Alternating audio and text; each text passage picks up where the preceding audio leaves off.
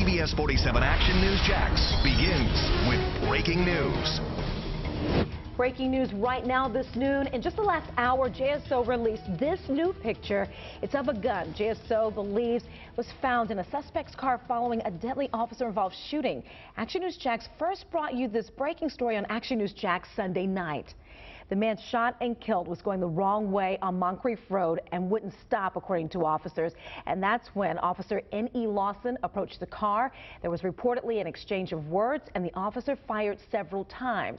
Police are now reviewing body camera video. Action News Jax is working to talk with family members of the man killed.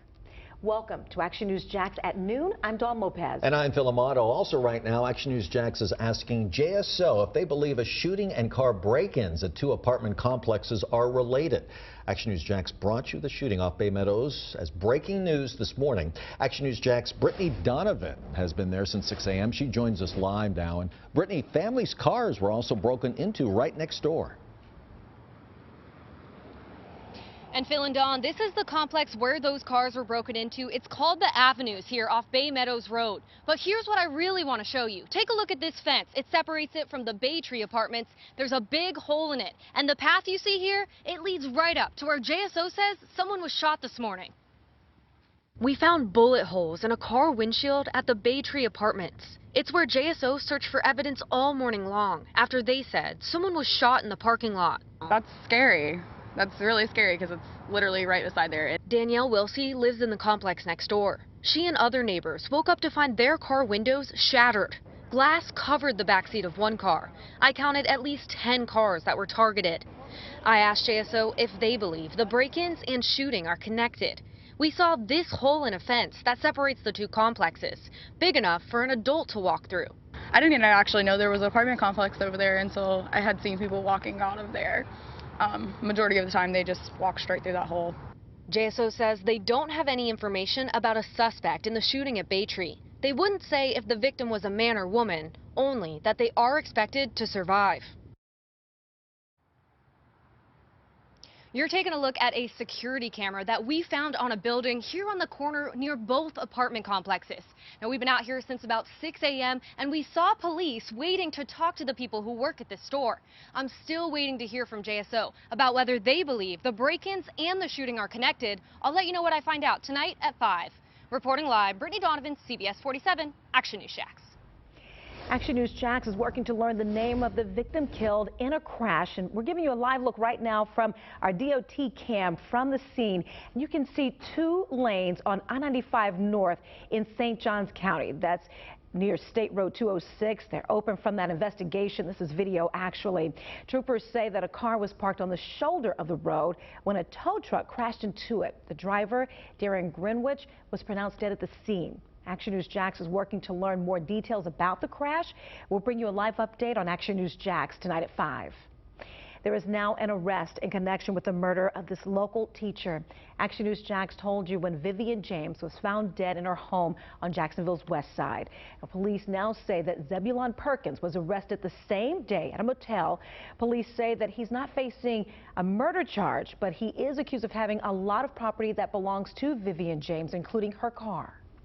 Secretary of State Mike Pompeo is defending the president's move to take out a top Iranian military general. Action News Jax Jacqueline Fell is in Washington with the latest on the growing conflict with Iran. Secretary of State Mike Pompeo says killing Iranian General Qasem Soleimani was legal and the right thing to do. At the end, our Iran policy is about protecting and defending the homeland and securing American lives. I know that the efforts that we have taken, not only last week with the strike against Soleimani, but the strategy that we've employed has saved American lives. The Trump administration said the decision to take out Soleimani was due to an imminent threat to Americans. Pompeo offered no further specifics, just saying anytime a president makes a decision of that magnitude, there are multiple sources of information coming into him. President Trump also has threatened to target Iran's cultural sites if the country retaliates. But the Pentagon says that would be an act of war. Pompeo says any target the U.S. is reviewing will be within international laws. The Trump administration will brief Congress tomorrow. Democrats are trying to rein in the president's authority to order military action. A vote in the House is expected this week. In Washington, Jacqueline Fell, CBS47 Action News Jax. Action News Jax is working to learn the name of the man killed in an early morning fire. Action News Jax first showed you crews working to put out this house fire in West 34th Street last night at 11. GFRD says it's too early to tell if that fire is suspicious. A fire marshal is investigating the cause. The local mother charged in the disappearance and death of her 5-year-old daughter will face a judge tomorrow morning. Brianna Williams is expected to enter a plea on charges of child neglect and lying to police. Action News Jax was the first to report the search for Brianna's daughter, Taylor. In November, Brianna told police that Taylor disappeared from their home after she put her to bed in Moncrief. About a week later, Taylor's remains were found buried in a wooded area near Brianna's hometown in Alabama. A medical examiner has not said how Taylor died. You can count on Action News Jax to be in the courtroom and bring you updates on air and on the Action News Jax mobile app. New at noon, a trial is underway for a local retired Navy captain charged following the death of a civilian worker at Guantanamo Bay. These are new sketches from today's court hearing. On the left is the prosecution. On the right, you can see the suspect, John Nettleton's family. Action News Jax Bridget Matter has been in federal court this morning for us. She joins us live outside the courthouse now. And Bridget, the government says the suspect lied and kept information from investigators. And Phil, that's what this trial is about: obstruction of justice, falsifying records, and lying to the Navy. Those are the accusations against former Captain John Nettleton. Now, this centers around the death of Christopher Tur, a civilian worker who was found drowned off the waters of Gitmo. These are sketches that we have because cameras are not allowed in federal court. This is the government during opening statements, as well as John Nettleton's family. Now, in the days before Christopher Tur was found dead, an indictment says Tur confronted Nettleton at an officers' club party about having an affair with his wife. Tur then reportedly went to Nettleton's home where they had a fight. Tur was reported missing the next day. The government says Nettleton never told investigators that he and Tur had a fight in his home, but Nettleton's teen daughter was upstairs, heard a fight, and had texted her boyfriend about what was happening inside the house.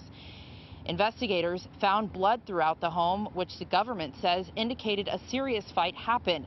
The government says Nettleton never revealed information about a fight at his home while Tur was missing or after his death. Nettleton's attorneys say Tur had a history of suicide attempts, something that Nettleton did not know. We will also are expected to hear from Nettleton's teen daughter, the girl who was in the home. She is expected to testify at some point today. The defense right now, they're giving their opening statements. For now, we're live downtown. Bridget Matter, CBS47 Action News Jax. Developing Puerto Rico. For the second time in as many days, Puerto Rico is hit with a devastating earthquake. This morning's came in at 6.4 on the Richter scale. The impact causing island-wide power outages. We showed you this morning on Action News Jax. A tsunami warning was issued and later canceled for the U.S. territory. That quake was followed by several aftershocks. Yesterday's quake caused a few homes to collapse, others with cracks.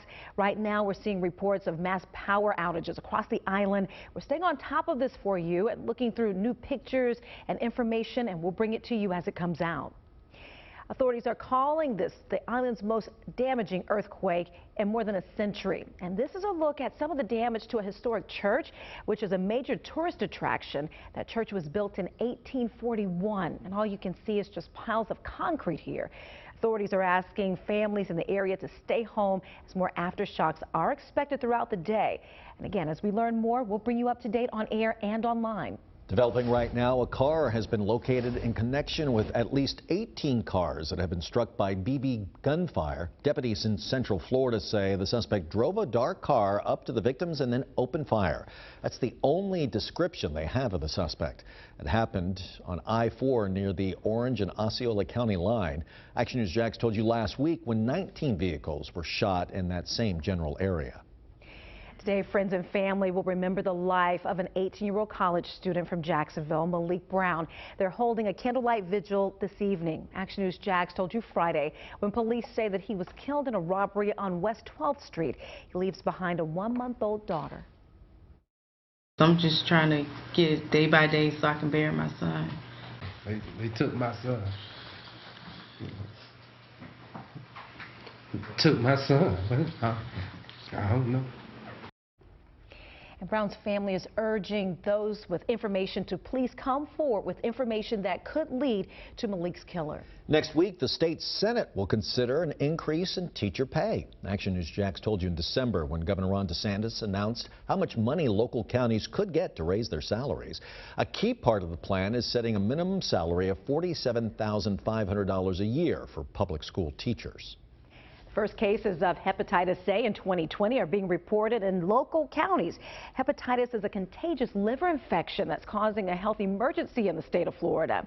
Now, families living in Duval, Clay, Columbia, and Putnam counties reported many of them getting sick. They contributed to 32 new cases reported across the state. The final number of cases in 2019, we found are nearly 3,400. You can protect yourself by washing your hands often, according to doctors, and getting a vaccination. And here's a look at how many hepatitis A cases were reported in local counties last year, 2019. Duval has the most with 82 cases. Total, there were 138 local cases. Numbers were up from 2018. Health leaders say that while the health crisis hasn't ended, new cases totals are trending downward. I'm Action News Jax meteorologist Corey Simmel with a lot of sunshine here on the First Alert Skycam network here on Tuesday noon. Temperatures not bad, nearing 70 degrees now, but I am tracking a few more cold mornings before near record highs. That First Alert 7-day forecast coming up next. These new safety signs are installed just after an Action News Jax investigation into a local intersection that neighbors say is putting their kids at risk. Coming up, I'll tell you why parents say these might not be enough. And a scary scene for drivers on this Florida highway. What troopers say started this high-speed chase and how it all came to an end. What to watch tonight, brought to you by Ashley Home Store.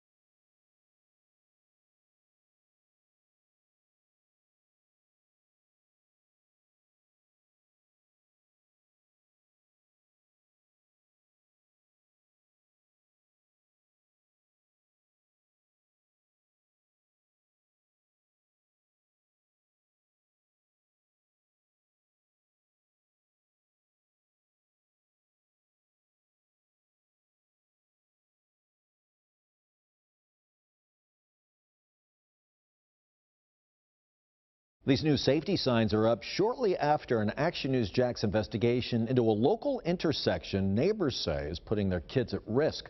Action News Jax showed you this overturned truck crashed at Oriole and Palmdale Streets in the Lake Forest area back in November.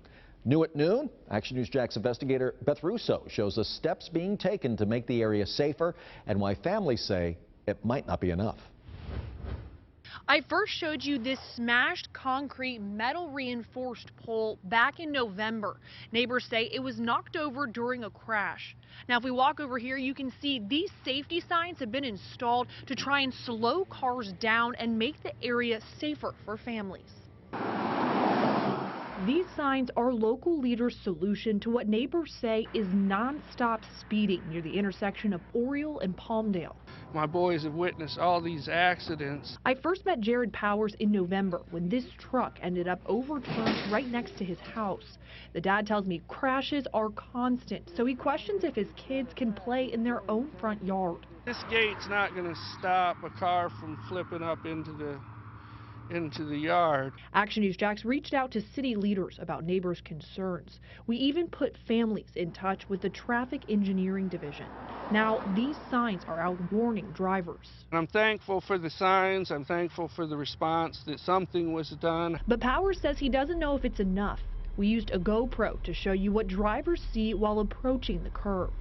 I've reached out to the city to see if a traffic study is in the works or if speed bumps are an option. The question that I have is, do we stop here with the signs? Powers tells me that he's even questioning the placement of these signs. I'll tell you why coming up all new on Action News Jax at 5. Reporting in Lake Forest, Beth Russo, Action News Jax. Come close to your screen and take a look at this, a dramatic ending to a police chase on this Florida highway. Can you see all of that action going on? It all started when a truck was reported stolen. Well, troopers say that this chase started in South Florida. The suspect, Dakota Middleton, sped off, they say, on the wrong side of the highway, so they had to stop this truck. After leading officers into Kissimmee, they used 2 sets of stop sticks that eventually slowed the driver down before a pit maneuver, sending that truck flying. The driver was arrested right there on the scene, as you can see, pulling him out of that truck. If you can believe it, no one was hurt in that chase. The governor of New York is getting praise for going above and beyond. This is video of Andrew Cuomo helping out a man involved in a crash on the Brooklyn Bridge. This was Monday morning. His staff says that he was returning from an event, that he spotted that van overturned. No one was seriously hurt. Now, certified Jacksonville's most accurate forecast. Action News Jax First Alert Weather.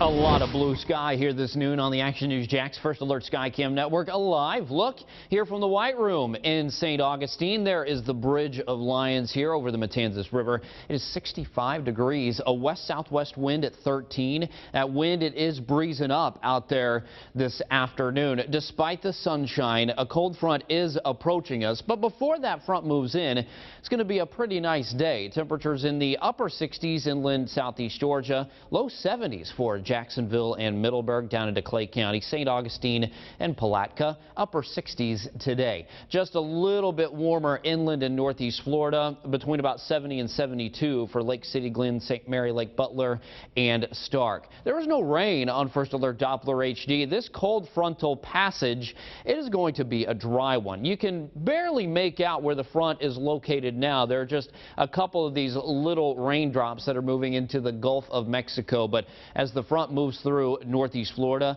and southeast Georgia, it will be a dry passage. We will notice a little bit of a dip in those temperatures, so hour by hour, there we go into the 60s and lower 70s this afternoon. And then tonight, well, it is going to be cold again. Low 40s for Jacksonville and middle to upper 30s inland southeast Georgia. So you got to plan on that tomorrow morning, as it will be another very cold one. Into the afternoon, well, it's going to be a little bit colder than this afternoon, with high temperatures upper 50s inland southeast Georgia and then low 60s for northeast Florida. Timing out those winds hour by hour, there is that breezy southwest wind that we have now between 10 and 15.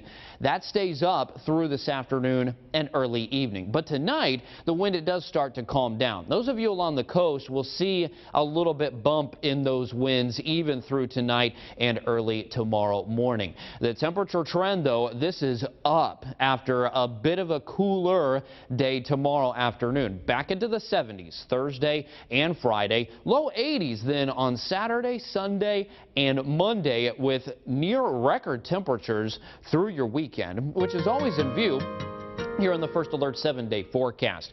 We keep things dry through Thursday and Friday. Temperatures down tomorrow and then back up Thursday and Friday. Those morning lows a little bit warmer too, at least a little more manageable on Friday morning. We're up into the upper 50s and then low 60s for your morning on Saturday. Some afternoon and evening showers both Saturday, Sunday. Does not look like a washout at this time. We're keeping a close eye on your weekend as we get closer. Remember, you can download the First Alert Weather app, which is the most accurate local forecast that you can take everywhere.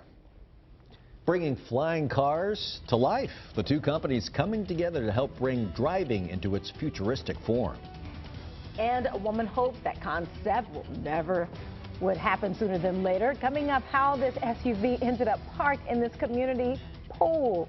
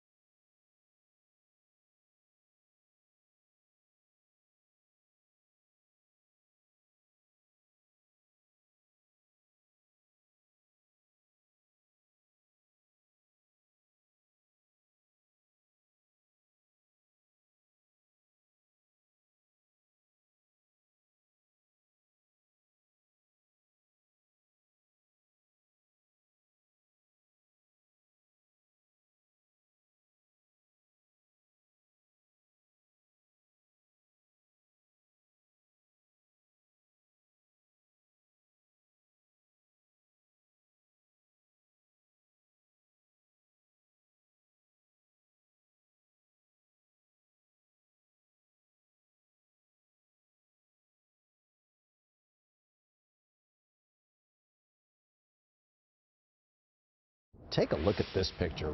Really out of this world. Look at that, right? Astronaut Christina Koch shared it from the International Space Station.